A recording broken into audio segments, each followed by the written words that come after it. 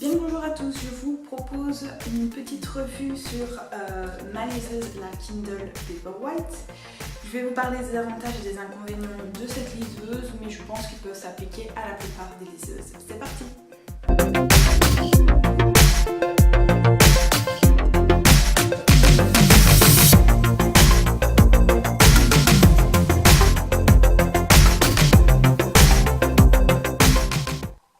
Avant toute chose, je vais vous expliquer pourquoi je me suis tournée vers une liseuse. Alors tout simplement, depuis que je suis petite, j'apprécie vraiment lire, ma maman aussi. Donc ça fait des années et des années qu'on entasse des tonnes de livres à la maison qui sont lus une fois ou deux et qui prennent la poussière littéralement pendant des années par la suite.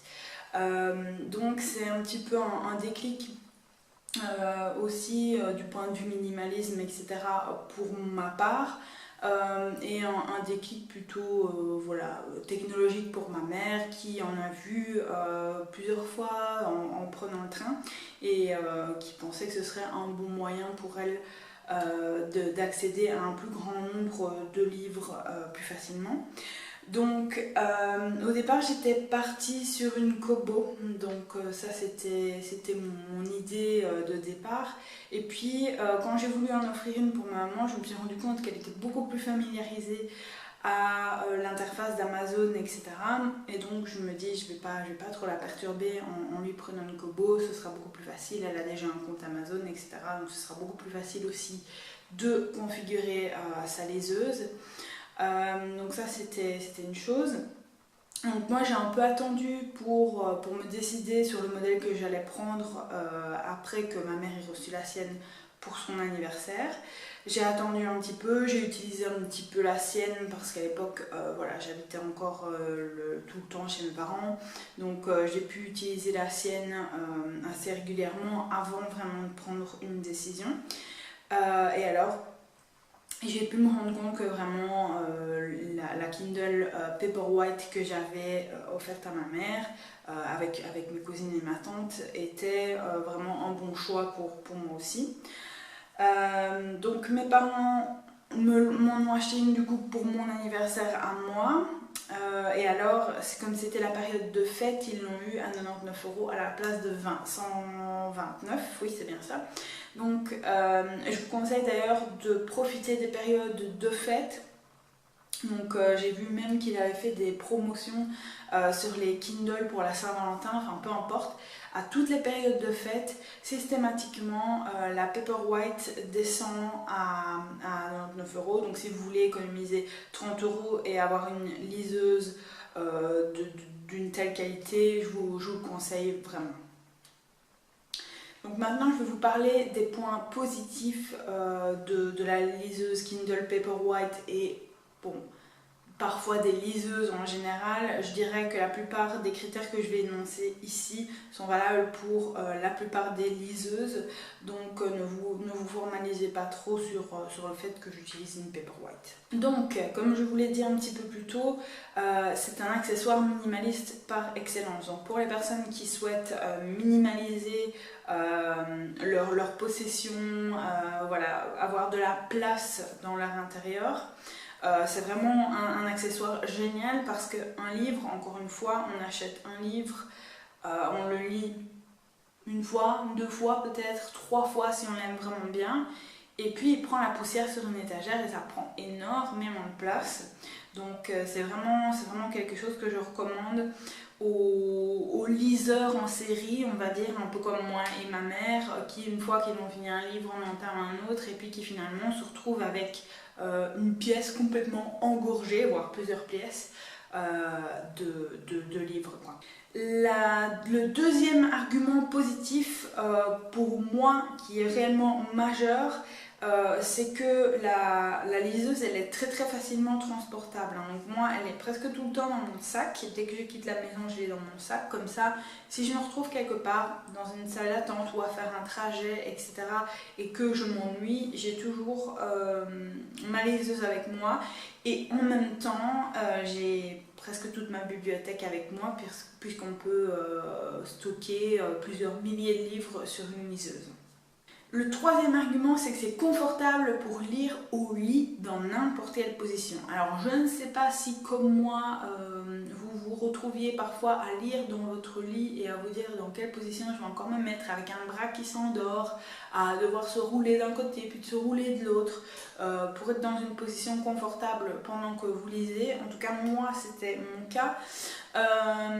Là, ça ne m'arrive plus quoi. Donc après que ma mère en ait acheté une, que ma mère en ait reçu une pour son anniversaire, que j'en ai reçu une pour mon anniversaire, ma tante, la soeur de ma maman, s'en est acheté une et elle m'a dit exactement la même chose. C'est tellement plus confortable de lire au lit avec une liseuse qu'avec un livre. Alors continuons avec l'argument du prix. Alors d'accord, vous faites un investissement au départ. Donc 129, 99, enfin peu importe, on va dire que ça tourne entre 70 et 200 euros, ça dépend un petit peu si vous voulez réellement des paramètres, etc. bien spécifiques sur votre liseuse. Donc ça c'est un investissement de départ à faire, mais une fois que l'investissement est fait, les livres électroniques sont bien moins chers que les livres papier. Donc moi, un petit peu en fouillant comme ça la boutique Kindle, donc qui est disponible sur la liseuse, je me suis rendu compte qu'il y avait des promotions très régulièrement. Donc vous avez des promotions à 1 euro le livre électronique. Et vous avez même des livres que vous pouvez trouver gratuits. Donc moi par exemple j'ai trouvé des classiques de Jules Verne gratuits. Donc vraiment c'est une autre manière de voir la lecture. Vous allez acheter un roman à peu près au moment où il sort, vous allez le payer, je dirais à un Marc Lévy, ce genre de choses, vous allez le payer 25 euros environ, en 18 et 25 euros on va dire. Ici vous pouvez le trouver souvent dès qu'il sort aux alentours de 12-13 euros, donc c'est aussi une économie à voir sur le long terme bien sûr, puisque l'investissement est à faire au départ. Maintenant, si vous êtes chanceuse comme moi et ma mère, vous allez en recevoir une pour votre anniversaire. Alors, une fonction super pratique sur la Kindle, je ne sais pas, je suppose que Kobo et les autres marques ont également cette fonction, mais ici il y a une fonction dictionnaire que je trouve super pratique. Donc vous faites un appui long sur un mot et tout simplement il va vous afficher la définition. J'ai lu un livre récemment où il y avait plein de notions historiques et de mots un petit peu désuets dont j'étais pas toujours sûre du sens, et donc ça m'a vraiment permis de pouvoir bien comprendre toutes les choses qui étaient racontées dans ce bouquin. Autre fonction dictionnaire, c'est la fonction Wordwise. Donc ça c'est une fonction qui vous permet de lire en anglais. Donc imaginons que vous êtes francophone mais que vous voulez améliorer votre anglais en lisant également des romans, etc. et pas toujours uniquement vos livres de cours, etc. C'est tout à fait possible. Donc vous téléchargez des livres en anglais. Et la fonction Wordwise va tout simplement vous permettre, un petit peu comme la fonction dictionnaire, d'appuyer sur un mot et alors d'avoir une définition mais en anglais. Donc ça vous force aussi à réfléchir en anglais et à vous mettre dans une ambiance d'immersion. Et je trouve ça super, vraiment cet outil pour les personnes qui veulent approfondir leur connaissance de l'anglais. Je trouve vraiment que c'est un paramètre dans la Kindle qui est vraiment chouette. De nouveau, je ne sais pas si les autres marques de liseuses ont ce genre de fonction, mais en tout cas, chez Kindle, vous pouvez la trouver. Un truc que j'ai trouvé génial quand j'ai reçu ma liseuse, c'est que l'on peut télécharger des aperçus avant d'acheter un livre. Donc tout simplement vous allez parcourir la bibliothèque, vous vous dites ah, ça a l'air intéressant mais bon je suis pas sûre, je me tâte un peu. Vous téléchargez gratuitement un aperçu, vous avez je dirais une dizaine de pages que vous pouvez lire et ça vous donne vraiment une idée du contenu du livre. Je trouve que c'est une fonction très très chouette aussi. Alors, je vais vous parler de ceci, mais moi, voilà, je n'ai pas souscrit à ça, donc c'est l'abonnement Kindle. Vous pouvez souscrire à un abonnement Kindle qui vous revient à 9,99 €, enfin presque 10 € par mois, et vous pouvez acheter des livres en illimité, en fait. Vous pouvez lire en illimité. Donc ça c'est aussi quelque chose que je trouve d'intéressant pour les séries, pour les serial liseurs.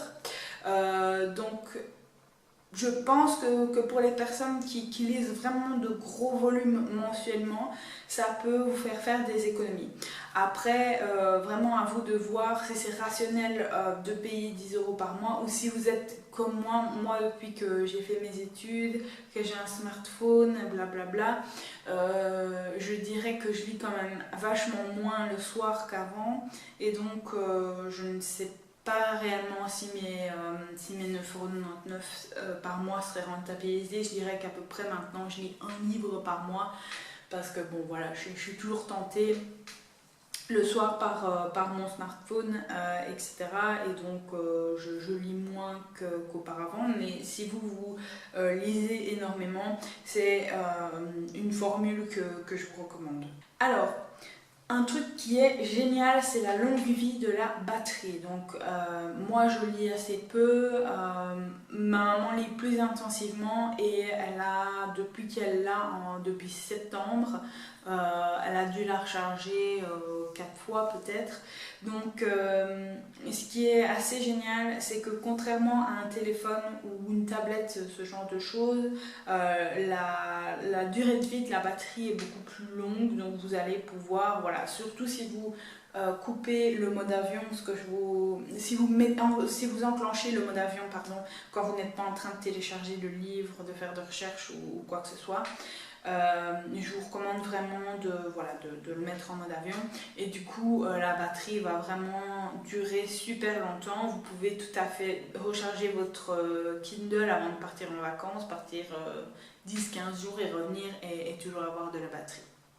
Une fonction qui est vraiment chouette, c'est le pourcentage d'avancement dans le livre. Donc en fait, vous pouvez, en cliquant, enfin en appuyant dans le coin inférieur gauche, vous pouvez voir où vous en êtes dans le livre, soit en fonction des emplacements, donc des pages, soit voir combien de temps il vous reste dans un chapitre ou combien de temps de lecture il vous reste dans le livre au total. Je trouve que c'est assez chouette, ça permet voilà, de voir où on en est, parce que contrairement à un livre où on voit physiquement où on en est dans le livre, ici ben, c'est assez difficile à évaluer, donc c'est une petite fonction qui vous permet de voir où vous en êtes. Alors, un autre point positif, c'est que le chargeur en fait est tout simplement un câble USB universel. Donc c'est un USB que vous pouvez brancher à votre ordinateur et donc à votre ordinateur ou à n'importe quelle tête de chargeur. Vous pouvez, bon, parfois moi je recharge directement dans la prise. C'est un petit peu comme vous le sentez, mais c'est génial parce que, imaginons, voilà, vous voulez partir en vacances et vous voulez voyager léger, par exemple, ben, vous prenez juste le chargeur de votre téléphone, si c'est un USB universel, vous pouvez juste prendre un câble pour tout et vous ne vous embarrassez pas d'un câble supplémentaire. Alors un truc qui peut voilà, sembler un petit peu bateau, mais moi je trouve, enfin moi ça m'attire, c'est le fait de pouvoir acheter un livre sans sortir de chez soi. Donc tout simplement vous êtes le soir dans votre lit, vous venez de terminer votre livre, et bien vous n'avez pas à nécessairement attendre jusqu'à ce que vous passiez dans une librairie ou quoi que ce soit. Pouf, c'est fait et en quelques secondes vous avez le livre sur votre liseuse. Je trouve que c'est vraiment génial. Alors, le dernier point positif à mon sens, c'est que si vous achetez une liseuse rétroéclairée comme moi ma Paperwhite, donc si vous regardez, il y a des Kindle qui sont moins chers, qui sont à 69 €, quelque chose comme ça, mais il n'y a pas de rétroéclairage. Donc le rétroéclairage vous permet soit de lire dans le noir. Alors vous allez me dire c'est pas nécessaire, mais imaginons que vous ayez, je ne sais pas, que vous soyez en couple et que vous aimiez lire le soir dans votre lit mais que vous n'avez pas envie de déranger votre amoureux ou votre amoureuse le soir, toujours à laisser la lumière super tard, parce qu'en général quelqu'un qui lit, bon, il s'arrête pas après un petit quart d'heure. Vous pouvez tout à fait éteindre toutes les lumières et juste avoir le rétroéclairage de l'écran qui est bien moins gênant pour le partenaire. Je trouve aussi que ça rend la liseuse, enfin ça rend le confort de lecture plus adaptable à toutes les situations de luminosité. Donc en fait, que vous soyez dans une luminosité basse, une luminosité forte, peu importe, le rétroéclairage amène vraiment un confort de lecture. Alors je passe au point négatif.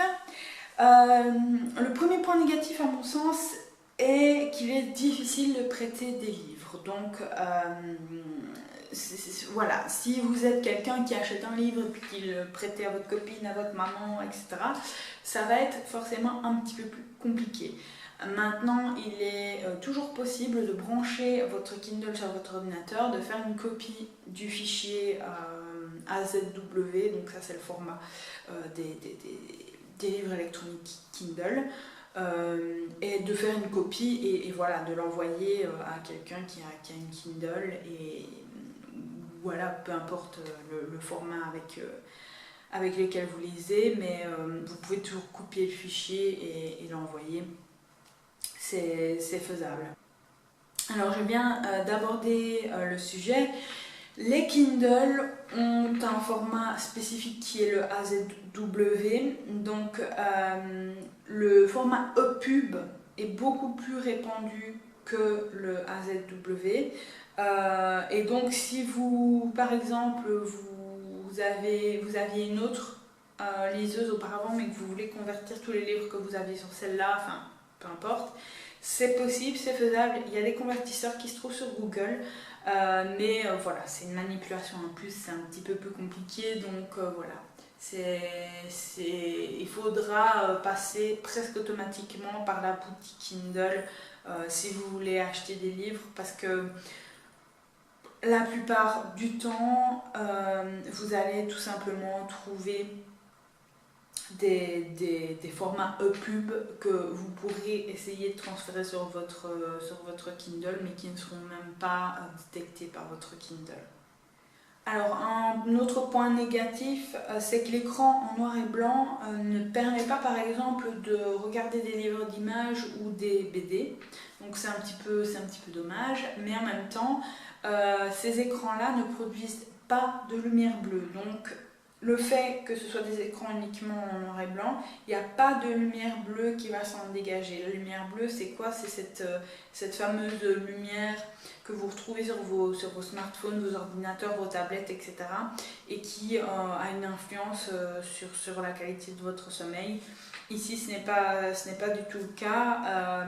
Maintenant, voilà, c'est un petit peu gênant. Si vous êtes fan de BD, ben, voilà, vous devrez les regarder en noir et blanc.